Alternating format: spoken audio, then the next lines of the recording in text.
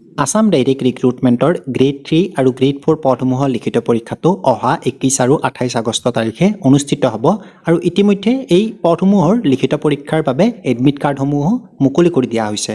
কিন্তু যোৱাকালি বাতৰি কাকতসমূহত এই বাতৰিটো প্ৰকাশ পাইছিলে যে দুষ্ট চক্ৰই পৰীক্ষাৰ প্ৰশ্ন কাকত ভাইৰেল কৰাৰ তথ্য আৰক্ষীৰ হাতত পৰিছে। ইতিমধ্যে আপোনালোক সকলোৱে হয়তো ভালকৈ গম পাইছে যে আসাম ডাইৰেক্ট ৰিক্ৰুটমেণ্টৰ গ্ৰেড 3 আৰু গ্ৰেড 4 মিলি সৰ্বমুঠ পদ আছে 26,441টা আৰু মই আপোনালোকক জনাই দিওঁ গ্ৰেড 3 আৰু গ্ৰেড 4 মানে তৃতীয় বৰ্গ আৰু চতুৰ্থ বৰ্গৰ ইতিমধ্যে লিখিত পৰীক্ষাৰ বাবে 12 লাখ পৰীক্ষাৰ্থী লিখিত পৰীক্ষাত বহিব।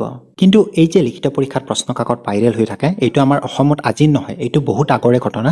আপোনালোকে যদি চাব যায় অসম আৰক্ষীৰ SI-টো ইয়াৰ আগৰবাৰো হৈছিলে, এইবাৰো কোনোবাই ঘৰত প্ৰশ্ন কাকত লৈ গৈছে। এনেকুৱা মানে ক'ৰবাত নহয় ক'ৰবাত বিসংগতি ঘটিবই।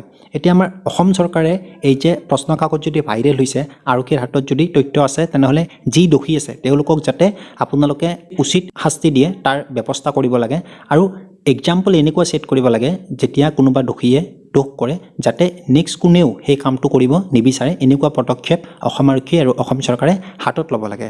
কাৰণ কেতিয়াবা এনেকুৱা হয় এজন উপযুক্ত প্ৰাৰ্থীয়ে চাকৰিটো নাপায় আৰু কোনোবাই হয়তো প্ৰশ্ন কাকত ভাইৰেল কৰিও চাকৰি পায় আৰু কোনোবাই হয়তো পইচা দিও চাকৰি পায়। গতিকে এইবোৰ যাতে নহয়, যিজন উপযুক্ত প্ৰাৰ্থী আছে তেওঁহে যাতে চাকৰিটো পায়। আৰু মই ভাবোঁ গ্ৰেড 3 আৰু গ্ৰেড 4ত যদি লিখিত পৰীক্ষাত প্ৰশ্ন কাকত ভাইৰেল হৈছে বা আৰক্ষীৰ হাতত যদি প্ৰশ্ন কাকত ভাইৰেল কৰাৰ তথ্য আছে তেনেহ'লে অসম চৰকাৰে পৰীক্ষাটো লাগিলে পষ্টপন কৰক, 21 আৰু 28 তাৰিখত পাতিব নালাগে। যি দোষী আছে তেওঁলোকক প্ৰথমতে ধৰি উচিত শাস্তি প্ৰদান কৰক আৰু লাগিলে লিখিত পৰীক্ষাৰ প্ৰশ্ন কাকত আৰু এবাৰ নতুনকৈ কাটক যাতে উপযুক্ত প্ৰাৰ্থীজনে এই পদসমূহত চাকৰি লাভ কৰে। এতিয়া এই বিষয়ে আপোনালোকে কি ভাবে? এনেকৈ যে আমাৰ অসমত প্ৰতিবাৰ এটা নহয় এটা ইণ্টাৰভিউত প্ৰশ্ন কাকত ভাইৰেল হ'ব বা 2 নম্বৰী হ'ব, সেয়া কমেণ্ট কৰি জনাবলৈ নাপাহৰিব। আৰু যদি ভিডিঅ'টো চাই ভাল লাগিছে লাইক, কমেণ্ট আৰু শ্বেয়াৰ কৰাৰ লগতে আগলৈ এনেকুৱা ভিডিঅ' চাই থাকিবৰ বাবে প্লিজ মোৰ ইন্দ্ৰজিৎ দাস অফিচিয়েল ইউটিউব চেনেলটো ছাবস্ক্ৰাইব কৰিবলৈ নাপাহৰিব। এইখিনি আছিল আজিৰ সৰু ভিডিঅ'টো। ধন্যবাদ।